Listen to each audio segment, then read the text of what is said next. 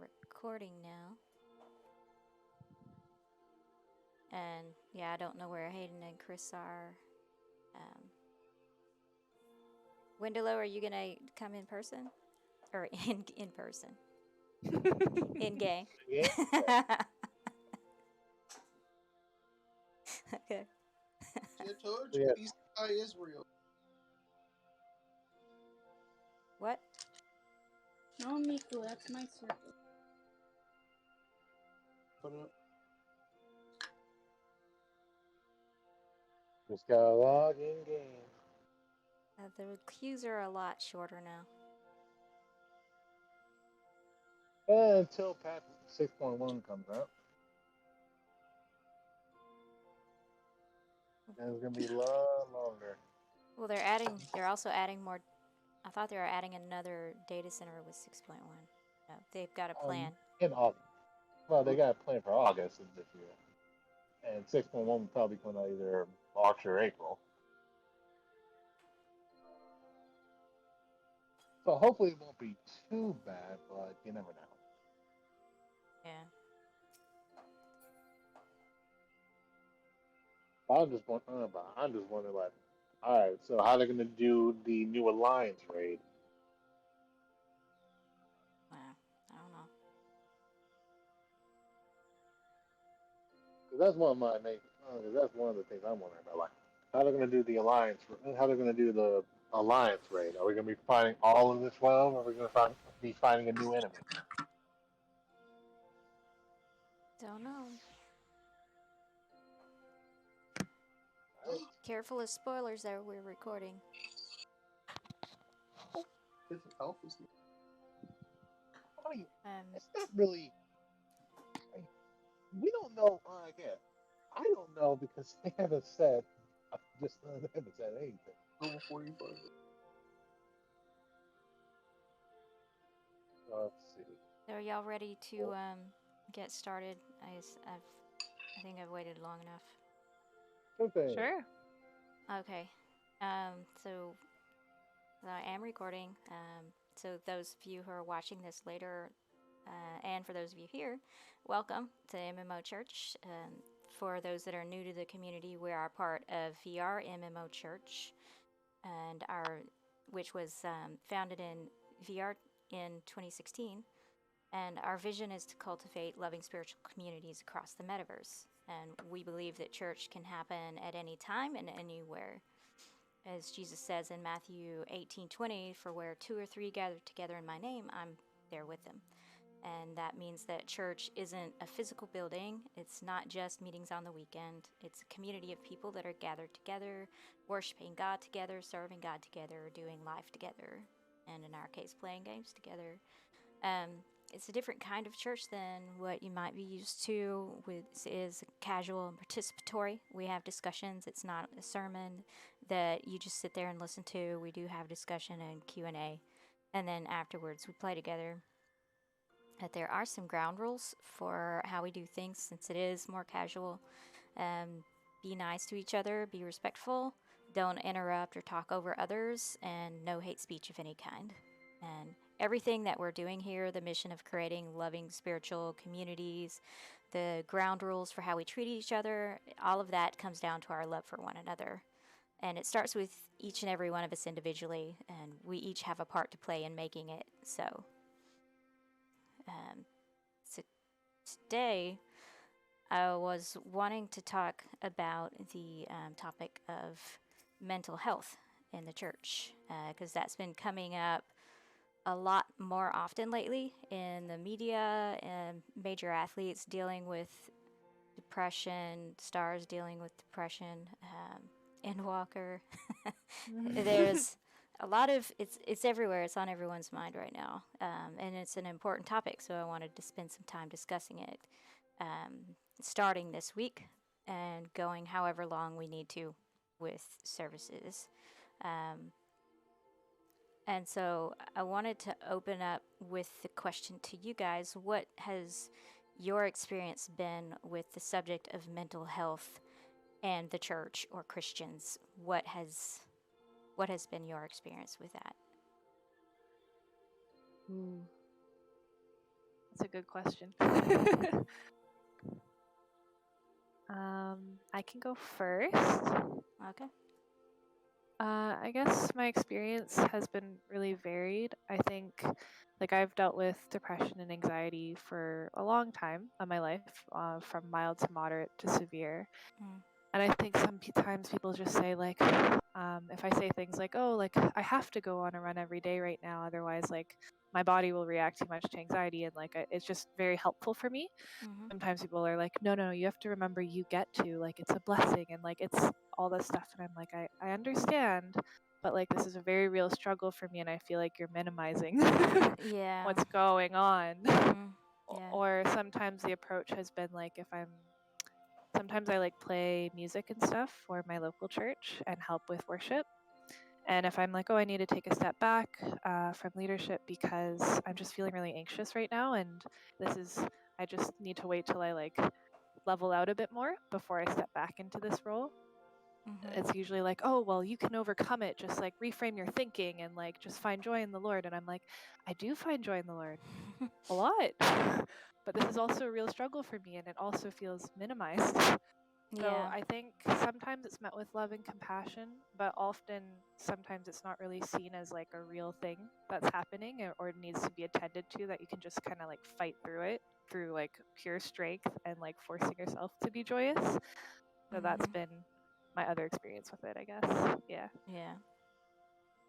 Yeah, I totally get that. I feel like my experience in church, I I feel like Christians that I've been around are very inexperienced when it comes to talking with people with mental illness, and it seems like they use God as a band-aid. It's just like, oh, here's some happy words. You're gonna feel better. I'm gonna pray for you. And it's like, yeah, that's great and all, but like, there's sometimes depression is a gift, and it's kind of messed up to say it that way, but it builds like like it builds kind of character, honestly. Like I'm saying it really horribly, but I mean, in our darkest, that's where we get closer to him, and it Mhm. like it needs to be respected in a sense where it's like, yeah, it sucks, it and it affects us mentally, but you can't just give yourselves happy pills and accept your like happy prayers are not going to fix things. Like there's more to it than just that, if Yeah. that makes sense. Yeah. Anyone else?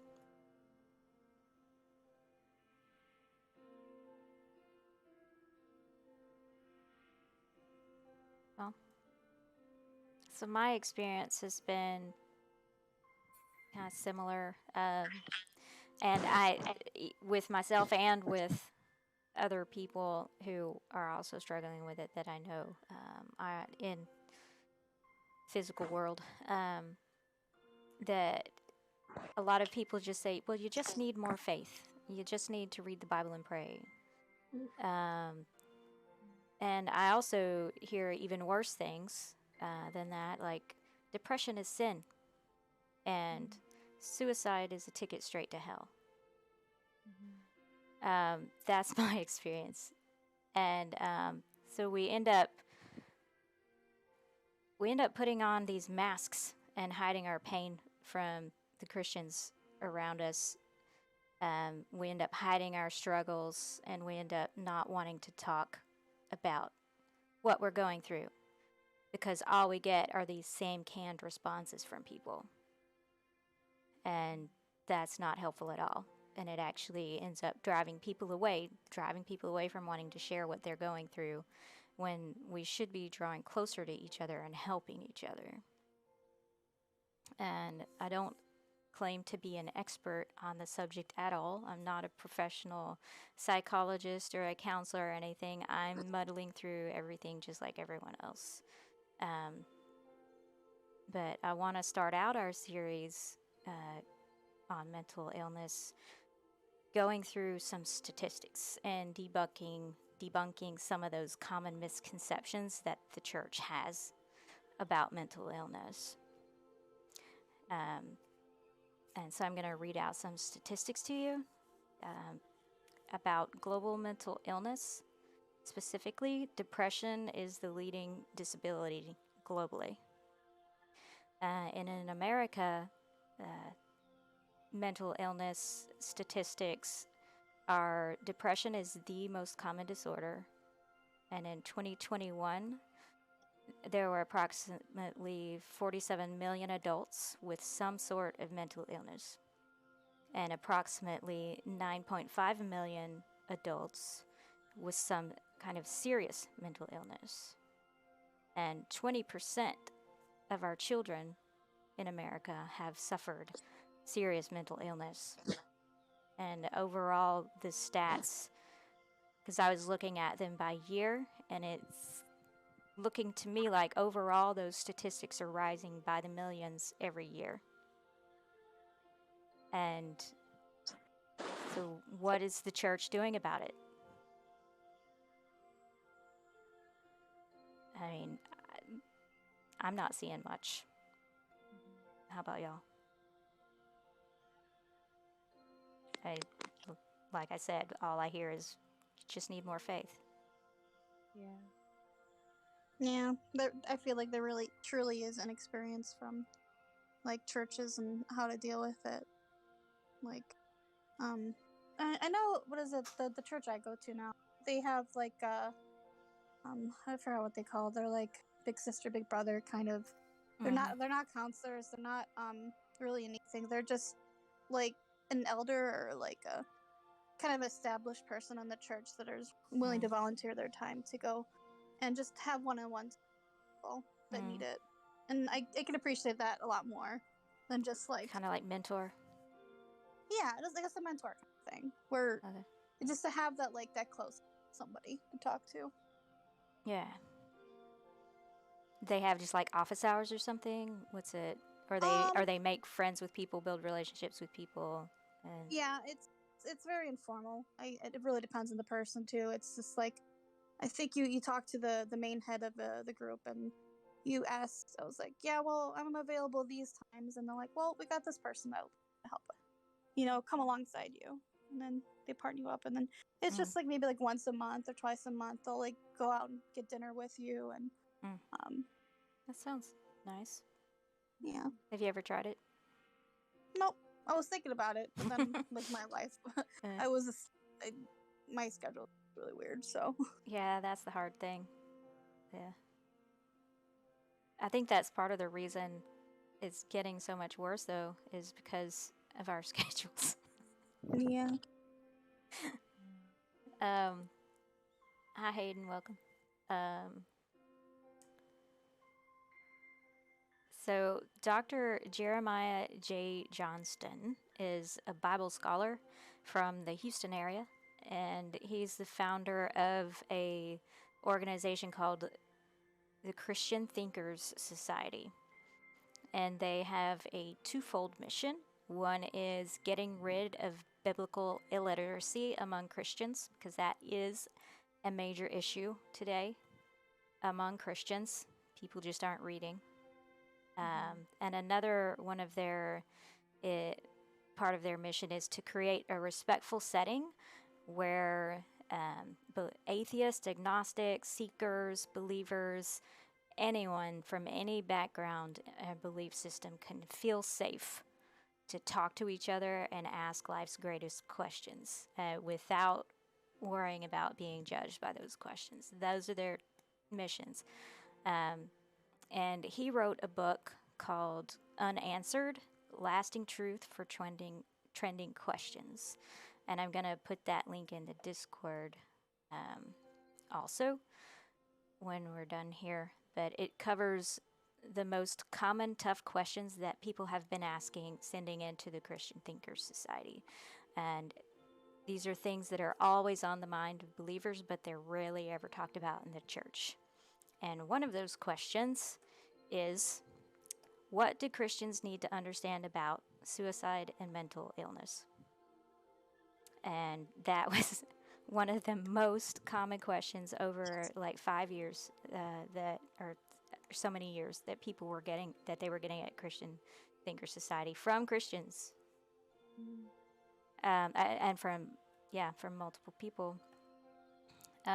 So they did some research since they were getting that question a lot. They did some research and they found out that Christians, and we can tell, are not equipped to deal with mental health issues.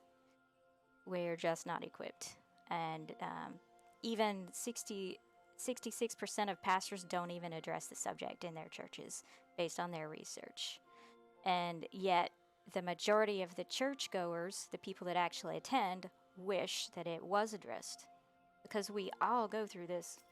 We just don't want to talk about it because we get those canned responses. And so while companies can measure the impact of mental health issues on productivity, safety, communication, there is no measure of impact on the church staying silent on this subject. So that poses questions. How many churchgoers are silently dying on the inside because we're not doing our part as the church to help each other, because we don't feel safe and we don't feel like we can talk about it. Most of the time we're judged for not having enough faith, and at least that's fear because of what we've seen happen to others around us or even to ourselves in the past. So now I want to pose that question to you. It's like, what do you guys think Christians need to understand about mental illness?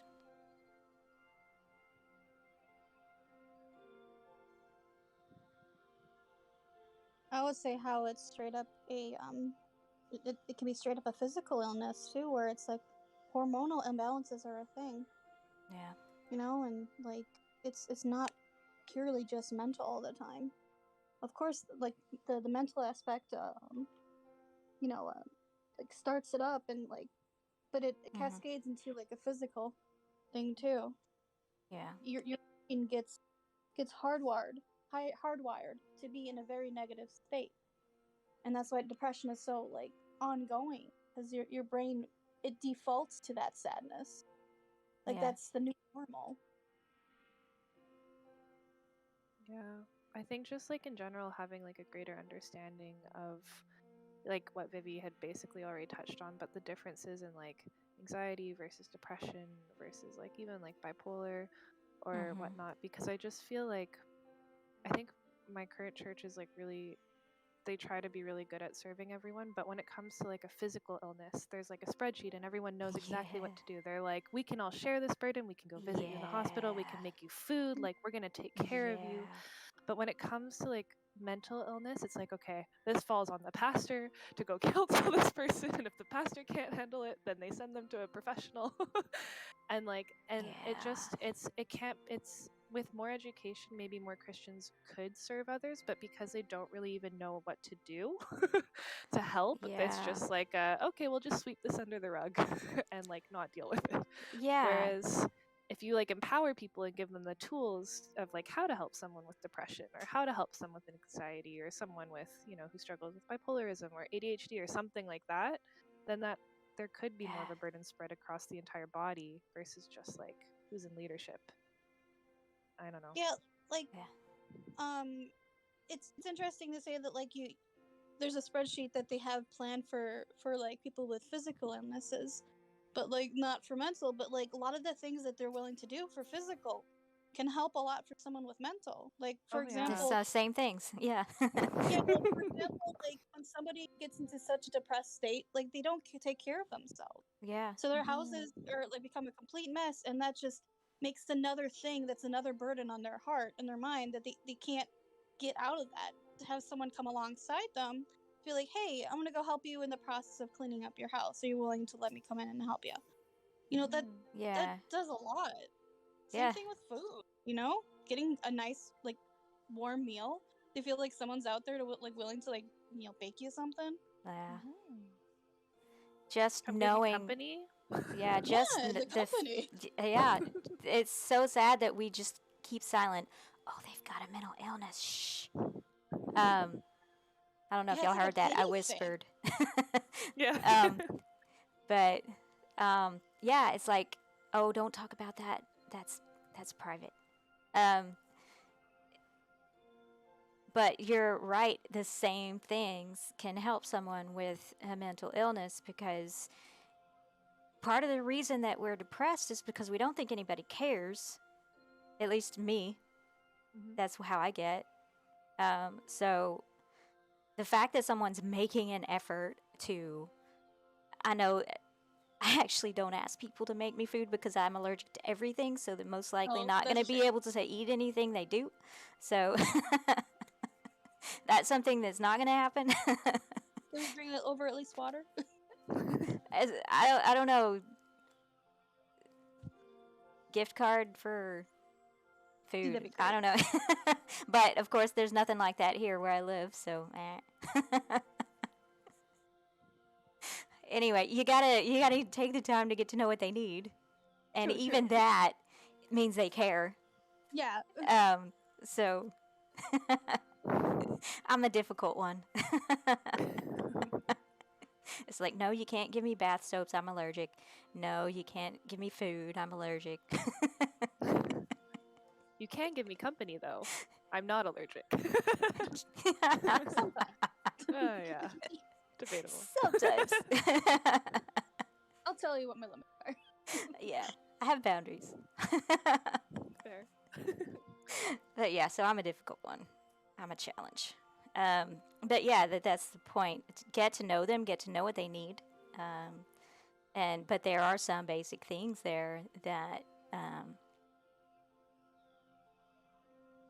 that are the same for the physical as for the mental, and the fact that we don't think of them the same and we don't treat them the same is part of that problem. Because it's exactly like you said. It's like just believing more won't cure mental illness.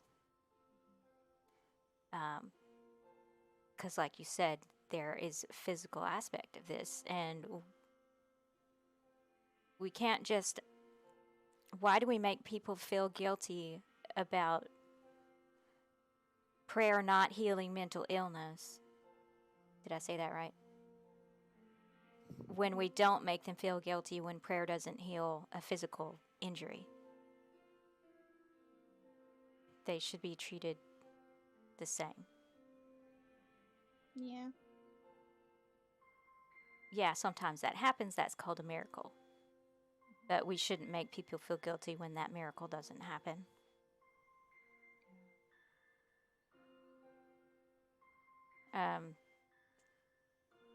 So one of the top frequently asked questions, again, what they said with Christian Thinkers Society, is around mental health and suicide. Because if you've paid attention to the news over the past few years, besides COVID, there has been an uptick in pastors committing suicide. And there have been a few big stories about it in the last couple of years about that. And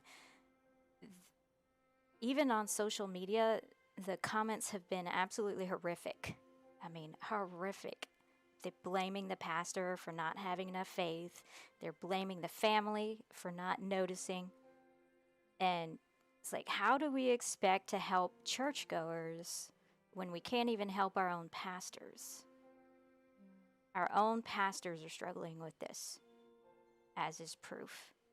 Because you got to think about it. They not only have their own burdens to bear, but they are burdened by the entire church. And I don't mean that in a negative way.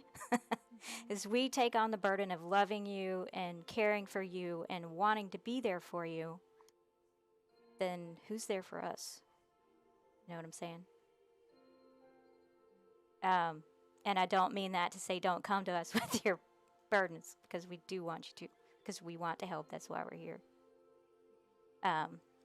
But if we can't help each other, and even if pastors don't feel safe talking about our mental health issues, then how can we help our churchgoers?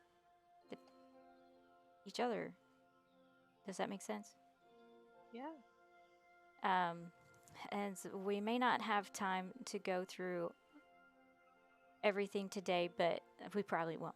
But I do want to start going over some of those most common misconceptions in the church, starting with the depressed just don't have enough faith. That statement. What would your response be to that statement? Oftentimes the depressed have more faith because they seek God out because they're hurt. Mm. And they grow from that. Mm-hmm. Like if someone's happy and doesn't have the depression, they're not going to be so eager to go talk to God. Yeah, it seems to me like, at least in my experience, we don't talk to him that much when everything's going well. But then once things start going bad, we're yelling at him. So, yeah. And even in the Bible, there were multiple examples of David, King David, got depressed, got very depressed. And what did he do? He went to God. And Elijah, major prophet, talked to God all the time, heard from God audibly all the time, got depressed. And what did he do? He went to God. The fact that you're depressed is not, in my opinion, or even in what I've seen in the Bible, a sin. It's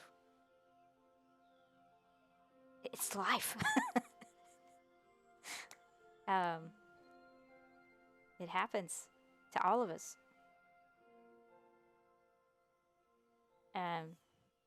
Did anyone else have any response to that?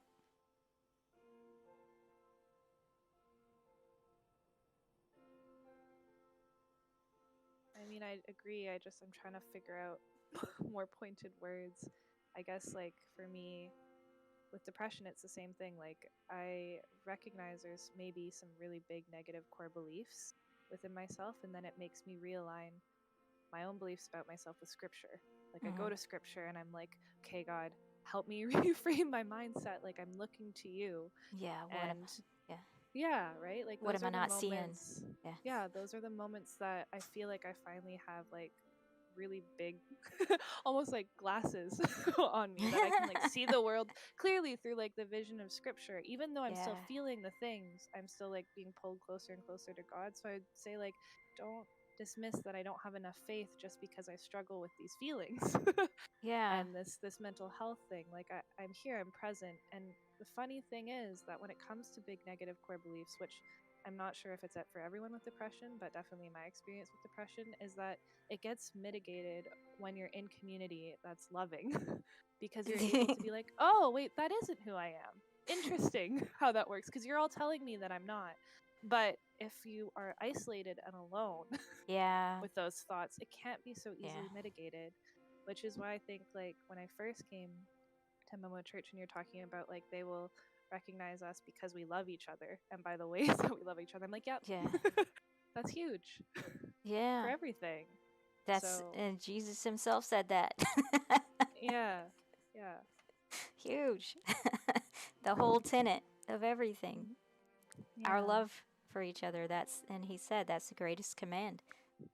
All of the other commands are based on this command. And it does get frustrating when people think that they're being loving and they act a certain way, but they think they're being loving, but it's really not. But I do want to go back, before I talk about that, I wanted to go back to what you were saying about isolating ourselves. And we do tend to isolate ourselves quite a bit. It's like we isolate ourselves when we're depressed because we don't want to be around other people, but that's when we need them the most. And I'd mentioned it, I don't remember, I don't run from the stack. I like what here in Final Fantasy, you need to stack up when you've got that stack marker. It's like, don't run from the stack. You need to be around others to take all of that pain together so that you're not taken out. Same thing. And it's really hard to do because that's our instinct, is to run. So yeah, but then, okay, now back to that other point. So there, I've mentioned it in a past service about swoop and poop. Does anyone remember swoop and poop? Yeah. What's swoop So, and poop? so I was drinking some coffee, so I had to take a break. Oh, I Coffee needed. So swoop and poop is a common term that's used in the design field, in the UX design field for like when we're creating mock-ups and wireframes of an application or software or anything. And we know the background, we know the reason we made the decisions in those designs, and then someone will come in. They won't know any of that reasoning or any of that background, and they'll just swoop in, and then they'll poop all over it, and then they'll leave. They don't take the time to understand any of it, so that's called the swoop and poop. Ah, I see. And it's the same thing. We do it all the time to each other in real life. Oh yeah. All the time. And it's the same thing here. And what that does, like you said, you need more faith. Oh, depression is sinning. Oh, whatever, all of these things. It's a swoop and poop. Because it proves, first of all, that you don't understand what's going on. And unspoken, it says that you don't want to take the time to understand. You think you're being loving because you know the answer, when actually you don't, because you didn't take the time to understand. And all that does is it angers and it drives us further away when we're the ones that's hurting and we're the ones that hear that. It just drives furthest away when what we need the most is, again, to draw closer. And that increases the risk of suicide. And then you've got on the opposite end where we talked about earlier, it's like people avoid it. They don't want to talk about it. They don't want to get involved. That's too deep. That's too touchy. I don't want to be involved in that. I'm going to go play my video game. I'm going to go do whatever, watch my TV show. I don't want to be involved. It's too hard. And that also drives people away because your actions are telling them that you don't care. Because you don't want to get involved and you don't want to be there with them when they're going through it. And that validates that fear that we get that no one cares about us when nobody wants to be there for us. And I've actually had people, and it still gets me. It's like I will open up to somebody that I think is a friend, and they'll say, I hope you find someone who can help you with that. So what does that say? That says, I'm not that person. I don't want to be that person. I'm not here for you. That's what that says. I've actually had people say that to me before. That's ouch. Yeah. And that is not how we're supposed to be.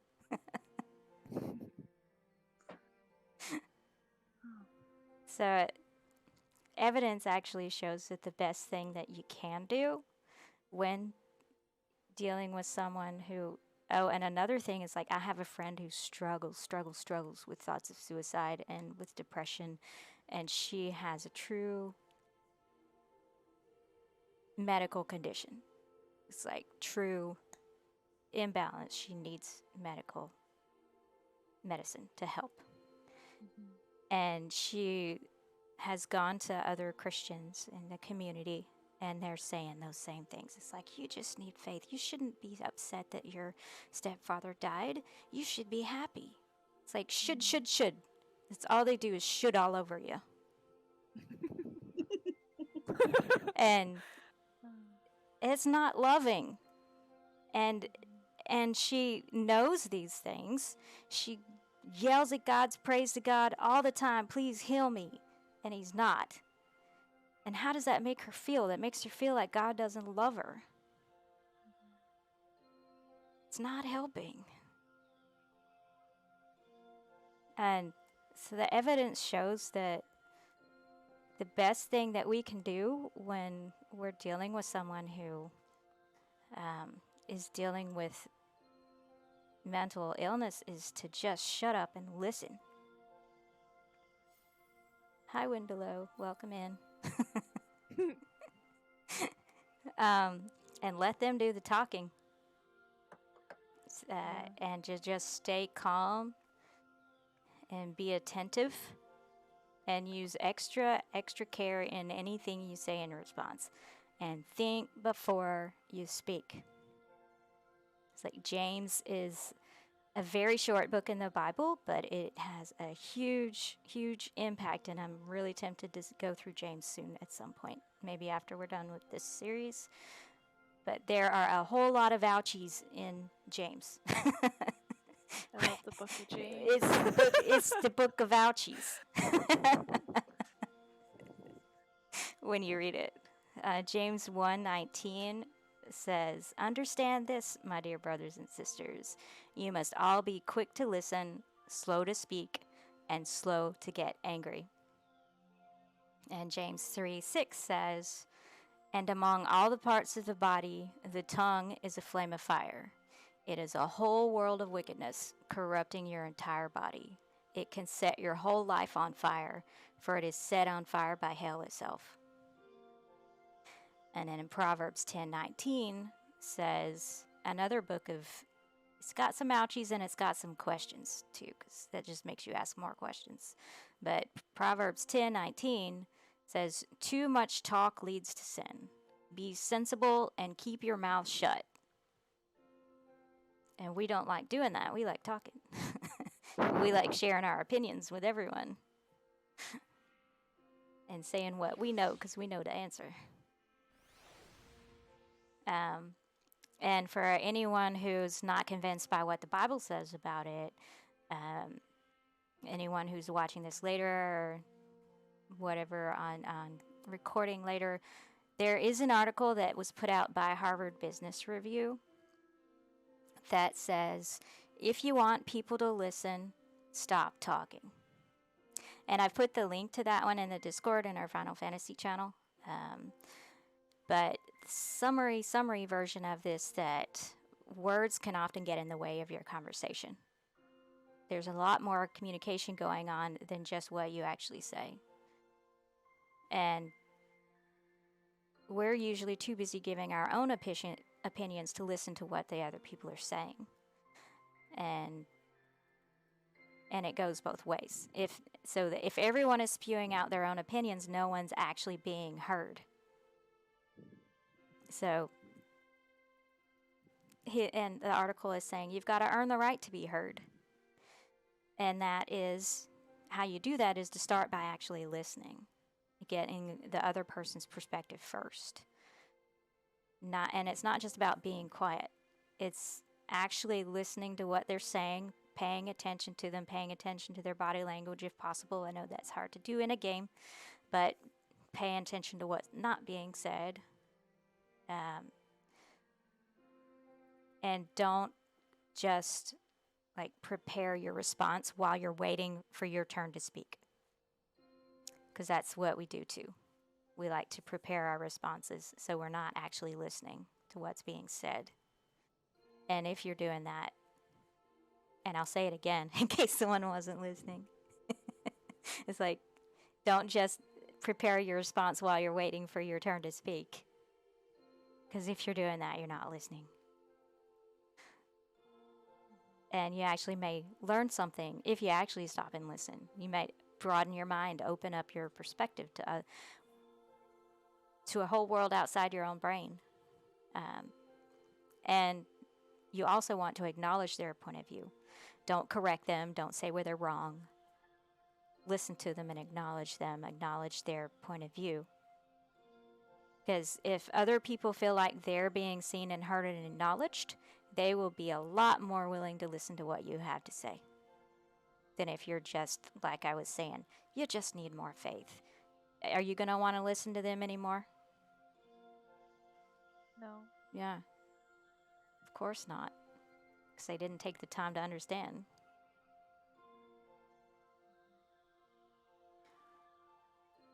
That's all that I had. Did anyone have anything else to say or any questions?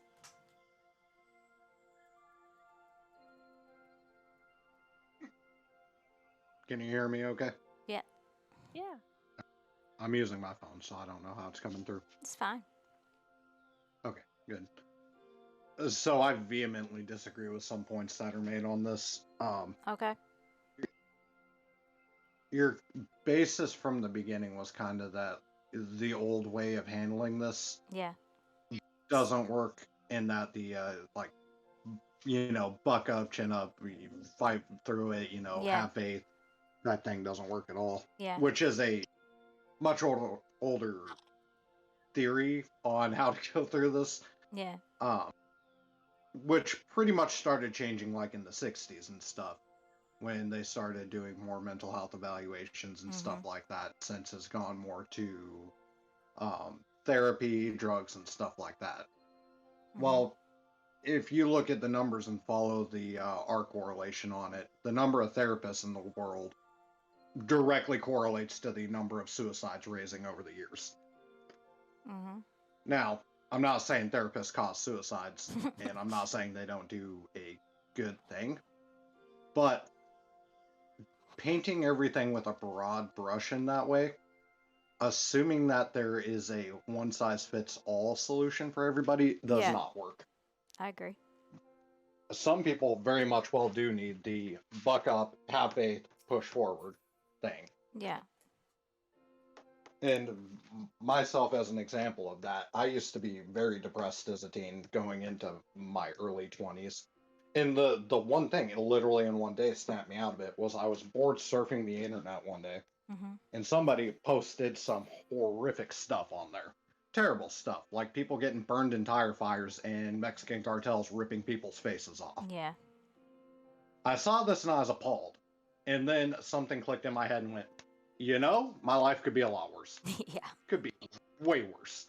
I could be getting my face skinned like a potato. Yeah. You show that same thing to somebody else that's depressed, they're going to start a shotgun. Yeah, it's individual. You got to understand the individual. Yeah. And that's kind of my point on it is it's a case-by-case basis, and to assume any one method's going to work is completely arrogant. Yeah. And I didn't mean to say that.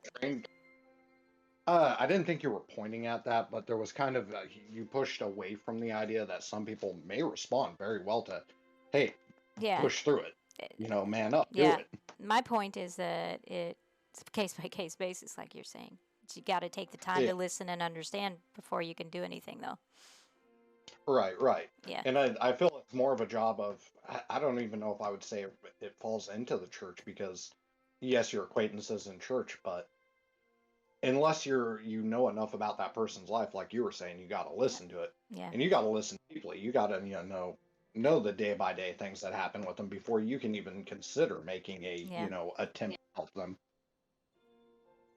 Yeah.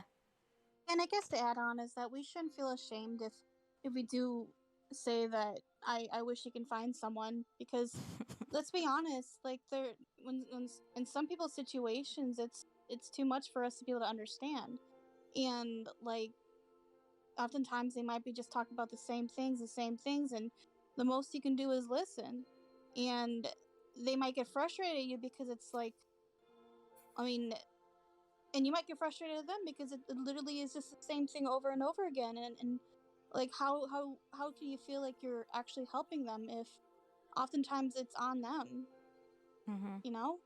Yeah. But like to be available for people is one of the more important things, you know. But sometimes people like, and also with Hayden, I can see why you're kind of coming to that point, because I feel like, and I'm not trying to blanket or too much, but it seems like men, how they deal with mental illness is different from how females deal with mental illness, and so our perspectives kind of work differently, and we just have to be the females talking about it, because I feel like women really need to talk, and they really need to be able to like be around others, and men, they just happen to be like, I mean, I don't know how men work exactly, but it seems like they're able to to just work, like power through it essentially, and that's not all men, and not all women, you know, work that same way. It's just there's tens of C's on, the gender spectrum to be like women throughout, they tend to work one way and men sometimes work the other way. But then again, men sometimes they need more like community and they need their brotherhood, Yeah. So I can see what you're getting. Oh, Hayden. Yeah, I mean, that's actually happened for me before. I mean, my perspective has been changed by seeing what other people have gone through. And Mhm. that's why this is a series, and I'm not just talking about it just one day, is I was going to start going through multiple things around mental health and mental illness and how we can help each other get better. And again, of course, it's not a cookie cutter thing. It is an individual thing, but there's only so much I can do to talk about in a service. But I agree, it is case by case. It is an individual thing that we have to get to know them and listen to them first before we can do anything. But the thing is that we often don't do that. We just start shooting.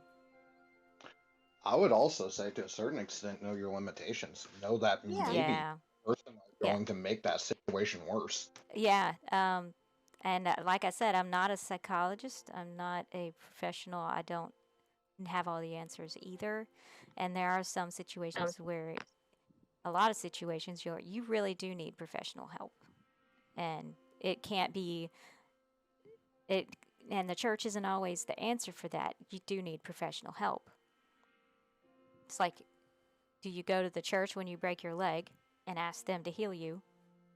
Or do you go to the doctor in the emergency room and have them treat you? Same thing. It's like you got to know. Oh, there's simple things as well in that too. It's like you had said, like they're like, well, I hope you find somebody. Yeah. I mean, if you realize that, hey, maybe my style is not going to be the thing that's going to help them, but hey, I do know somebody that might. Yeah. And I've done that before. I've been like, oh, this person's in a bad spot, and I can't help there. I'm gonna go get somebody I know that will, connect to them better. Yeah. Mhm. And also, yeah, like I understand, like we all have our own limitations, and we also all know how, like, we can best help out in certain situations. Like, my main thing is I like to chime in with people. Is it's okay to not be okay. Yeah. It's okay to not feel good. And I Yeah. kind of like to, and that may help at a certain extent, but then someone else may come along and be able to add on to that. So, like, the church is a church. There's many parts to it. Mm-hmm. And that's why definitely churches need to be properly educated on mental illness so they Yeah. can properly reach out, have like dedicated teams that are willing to like come alongside. Mm-hmm. But yeah.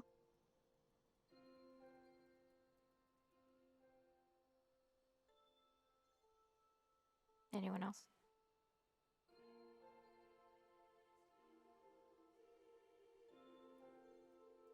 Did anyone have any questions?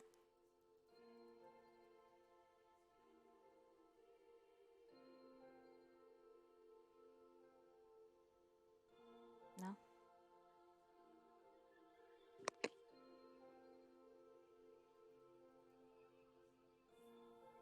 Okay. And that's it, I guess. For announcements, we do have our Friday play sessions at 11:30 p.m. Eastern, and then we usually have a playtime after this. And we do have some community channels on our Discord where we're getting into other things like Dungeons and Dragons and Stellaris and all kinds of things. The new VR MMO game that came out, Zenith, there's a new group for that one. All kinds of things in there for other ways of connecting besides just Final Fantasy. And we also have our Crossworld Link Shell and our free company. Feel free to invite people. It's not exclusive. Feel free to invite people to those things. And we're not big enough really right now for a lot of volunteers, but if you have ideas or things, let us know. There's in the tickets under information in the Discord, you can submit a ticket in there to or just tell me ideas, or if you want to volunteer, submit a ticket in there. There's a volunteer for MMO church ticket in there that you can submit, so we can go through that process of that. And if you have prayer requests, we have a prayer request channel in the Discord, or you can direct message me, or you can type it in say now if you want something prayed for. Did anyone have any prayer requests to pray for right now that you don't mind like sharing right now?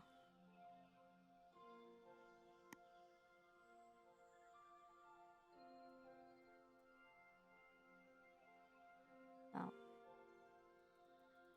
so I guess we'll close in prayer right now.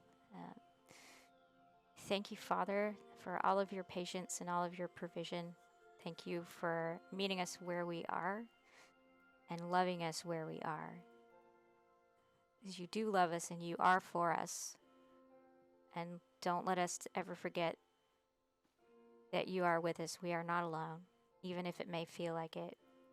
You are there working even when we don't see it or feel it.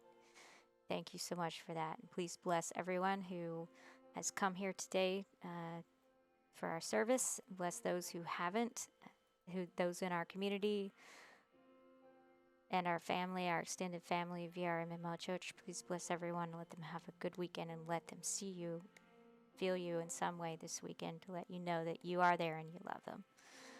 In Jesus' name, amen. Amen. And I guess we'll take a picture because DJ likes pictures. Where this time? Where you want to go. Obviously, Huh? Let's go upstairs. yeah. So obviously, I'm not going to be present for the play session. Kind of got my hands full right now, but I'll probably be on later today on Zenith if anybody in here's trying to play that. No, I don't have it. BB Were has you it. interested? I have to be convinced that I can play the game without getting sick before I do anything. Because I hear that the PSVR has a version that, but I need to look at it. I looked at the controls. It may be dependent on your class because the DPS one or the melee one and the magic one move kind of differently from each other. The magic one has like the teleportation and stuff like that. Wendela, come join us. Where are we? Where are we going, Vivi?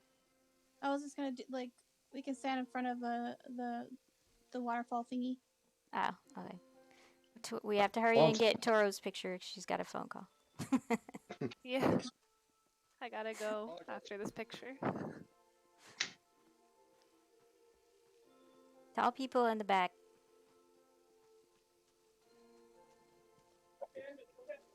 So is your computer still, like, taken apart, Hayden? I think he's off the call now. Oh, did he leave? Yeah.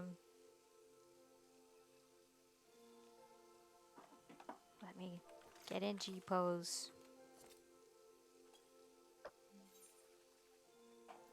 And then we do got a giveaway too. Coco, are you willing to what is it? Do the giveaway for Hayden? The role for Hayden? I mean, he's been in here all this time. He's just not physically here. Yeah, sure. Okay. I don't know if he has that one already. You wanting to roll in this, Toro? We're doing Magus. Is it the Magus Sisters? Yeah. Oh, it's okay. I don't have to roll for it. I think I have it. Okay.